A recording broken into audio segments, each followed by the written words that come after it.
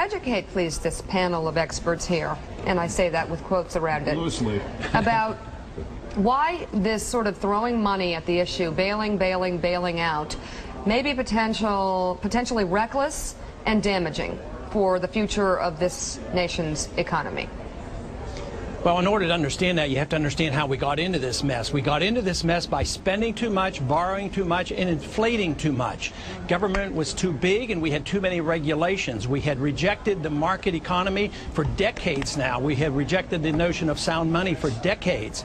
And we got into a mess this way. So what is the proposal? Spend more money, borrow more money, print more money, regulate more so. So it makes no sense whatsoever. So we're going to make the problems much worse. We're doing exactly what we did in the 1930s.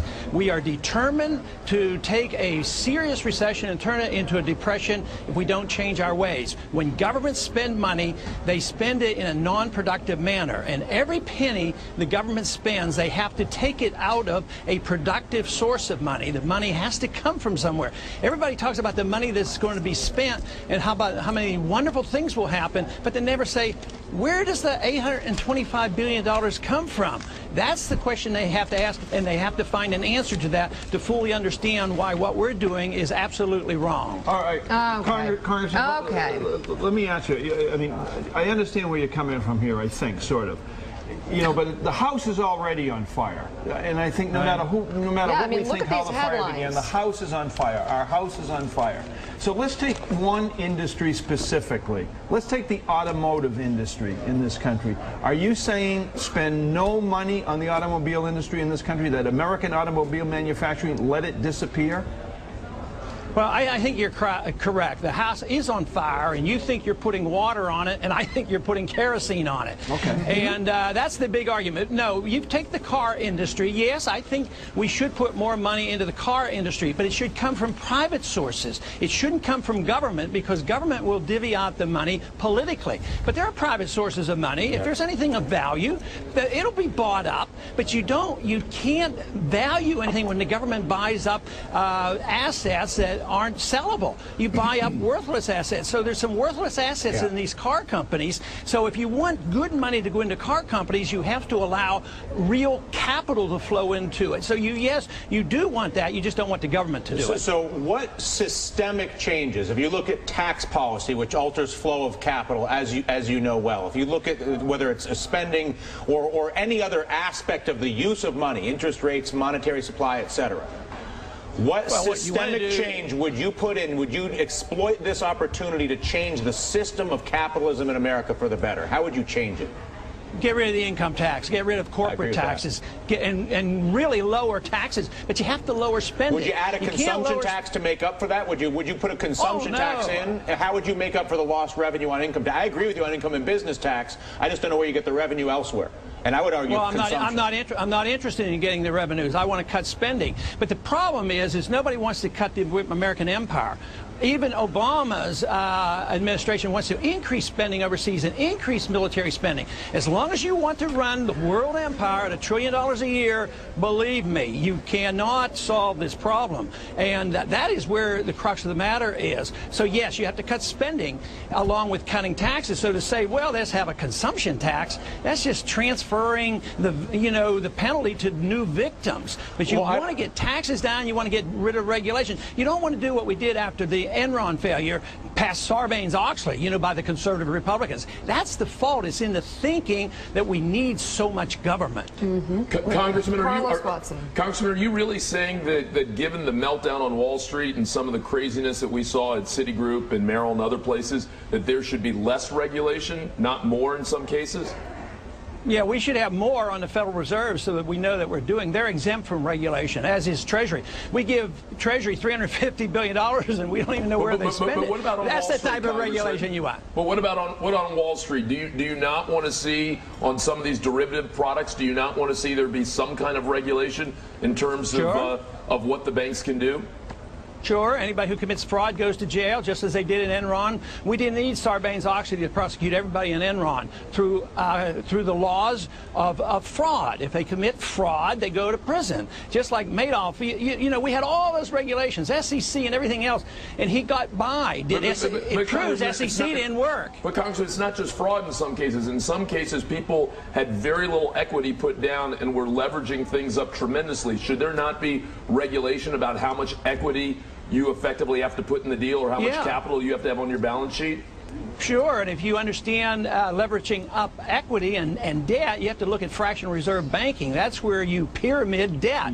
So they're doing exactly what the Federal Reserve does, is they create money out of thin air and they pyramid debt. That's where the bubble comes from. That's why you have to look at monetary policy. Yeah. But you're looking at the symptoms rather than the cause. Hey, Congressman, hang with me for a couple of seconds here. I am extremely limited. And 90% of this conversation that you've been having with Dylan and Carlos has gone way above my head. But your basic theory, let's get government out of nearly everything. Let's swing back to what I do nearly every morning. I drive to work on roads filled with potholes, beneath bridges that are crumbling. What's the answer here? Do I go out and try and find 6 carpenters and some bricklayers and some masons to fix those roads and bridges? Government's got to do it. What's the deal here? What is your point of view about stuff like that? Basic reconstruction of this country. Okay, I know I can't have my perfect society quickly, but what I would do is quit bombing bridges in Iraq and then paying to rebuild them, and then wasting the money in the rebuilding over there. I would take that money, save it on the deficit, cut the deficit, and spend some on our infrastructure. Okay. That's what I would do, and we could do that. But as long as you do it through debt financing, it's impossible. Ideally, roads and bridges should have been taken care of by our states. It wasn't designed in the Constitution that the federal government would take care of every bridge and every road. But that isn't the worst type of spending, and I think in the interim we certainly could. We could cut the spending overseas, but we're going to bring ourselves to our knees. We're going to have a dollar crisis. We're doing exactly what Osama bin Laden wanted to do, what he did to the Soviets. He's bringing about financial chaos to this country, and we got to realize that excessive spending that is a problem. It's not that we need more government spending. That to me is foolish. I want to ask you the same question that I've been asking myself, everybody on the set. I asked Tucker, I asked Pat, I'll ask you.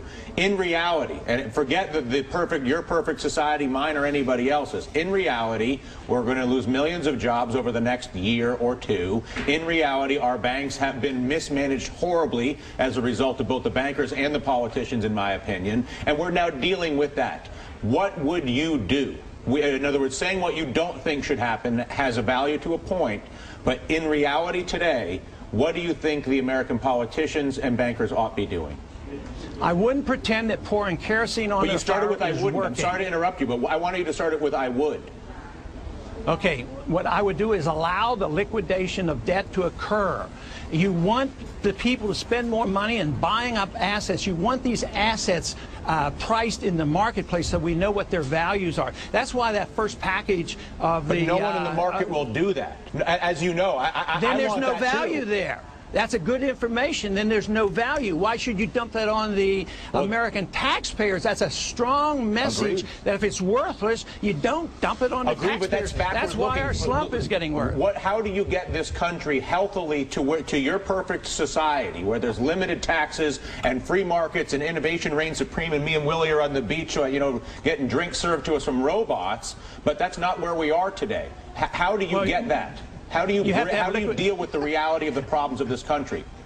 Well, the reality is you have to liquidate debt and get rid of the malinvestment. If you don't do that, you can't do it. But what you're doing now is you're working on the destruction of the dollar. There's a pretense that you're going to improve things, but you're really going to destroy the dollar. And a financial crisis that we have today is going to be a dollar crisis. Yeah. Hey, I know the risks. Real quick. Congressman, quick question. Would you be willing to accept unemployment in the double digits, 14 to 15% for several years, if in your mind that's what it took to fix our fiscal house? Well, it's better than 20, but I wouldn't be responsible. The people who created the bubble would be responsible. Go talk to Greenspan and ask him if he is accepting the responsibility for the 14%. So you can't blame the people who are trying to correct the problems on the unemployment. You got to blame the people who created the bubble, the people who were delighted with all the billions of dollars they were making in the last decade or two. And I guess my frustration is I agree with a lot of what he says. The frustrating part of this is to try to figure out the constructive way forward. Right. Identifying the problems we can. The conversation keeps going with everybody throughout the show. It keeps going backwards. And we don't know how to Obama's credit, he's trying to move forward, and it's going to be an interesting conversation. Congressman Ron Paul.